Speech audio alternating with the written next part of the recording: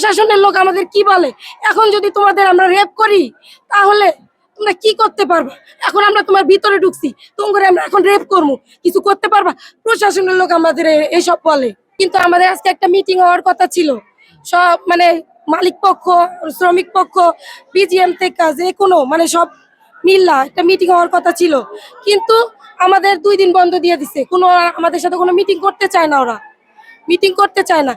আমাদের দাবিগুলো যদি ওরা না না দেয় তাহলে আমরা কি করব? শ্রমিকরা আমরা কি খালি অফিসের ভিতরে থাকলেই হবে? আমাদের তো যেটা পাওনা সেটা আমাদের দিতে হবে। সেই কারণে আমরা রাস্তায় নামছি। আমাদেরকে রাস্তায় নামার বাধ্য করছে, রাস্তায় নামতে।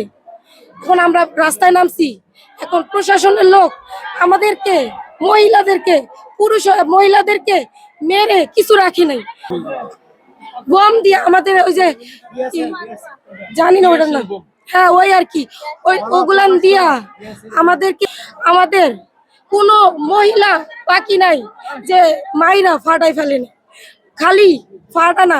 আর প্রশাসনের লোক আমাদের কি বলে, এখন যদি তোমাদের আমরা রেপ করি তাহলে তোমরা কি করতে পারবা? এখন আমরা তোমার ভিতরে ঢুকছি, তোমার আমরা এখন রেপ করবো, কিছু করতে পারবা? প্রশাসনের লোক আমাদের এইসব বলে। কেন আমাদের এসব বলবে? এদের কেন এই অধিকার এদের কে দিছে? মহিলাদেরকে ছেলে মানুষ মারবে?